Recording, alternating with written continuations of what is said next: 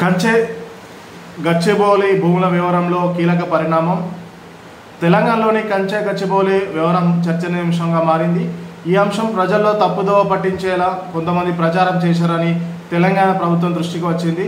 దీంతో రాష్ట్ర పోలీసులను రంగంలోకి దించి నకిలీ వీడియోలు, ఫోటోలు ఎవరైతే ప్రచారం చేస్తారో వారిని గుర్తించాలని ఆదేశించింది. దీంతో పోలీసులు వేగంగా చర్యలు తీసుకుంటున్నారు. కాగా కంచె గచ్చి భూముల వివరంలో ఫేక్ పోస్టులపై తెలంగాణ పోలీస్ శాఖ అధికారులు సమగ్రంగా దర్యాప్తు చేయనున్నారు. ఫేక్ వీడియోలు, ఏఐ పోస్టులతో పెట్టిన పలువురు గుర్తించి ఫేక్ పోస్టులపై పోలీసులు నిఘా పెట్టడంతో పోస్టులను పలువురు సెలబ్రిటీలు డిలీట్ చేశారు.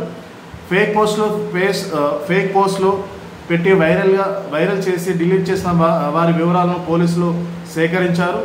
మార్చి 31వ తేదీ నుంచి ఏప్రిల్ 2వ తేదీ వరకు మధ్యలో ఫేక్ పోస్టులు పెట్టినట్టు గుర్తించారు. వారి సోషల్ మీడియా ఖాతాను URL లింక్ సహా వివరాలను పోలీసులు సేకరించారు. పోస్టులను తొలగించిన వ్యక్తులకు పోలీసులు నోటీసులు పంపుతున్నట్టు తెలుస్తుంది.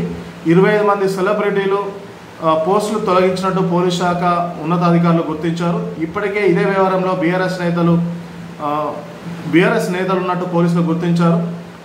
బీఆర్ఎస్ నేతలు మన్నె క్రిషాంక్, కొనతం దిలీప్ కుమార్లు పోలీసులు ఏప్రిల్ 9, 10వ తేదీలో నోటీసు ఇచ్చిన విషయం తెలిసిందే. వారు విచారణకు హాజరై పోలీసులు అడిగిన ప్రశ్నలకు సమాధానం ఇచ్చారు. వారు సరైన సమాధానాలు చెప్పకపోవడంతో మళ్ళీ విచారణ చేస్తామనేసి పోలీసులు అన్నారు. మరింత లోతుగా ఈ కేసు దర్యాప్తు చేయాలని పోలీసులు నిర్ణయించడంతో నకిలీ వీడియోలు, నకిలీ ఏఐ వీడియోలు పెట్టిన ఫేక్ ఫోటోలు, పెట్టిన వారిని పెట్టిన వివరాలను తీసుకొని వారికి అందరికీ నోటీస్ సర్వ్ చేసి విచారణకు పిలవాలని పోలీసులు ఉన్నతాధికారులు భావిస్తున్నారు.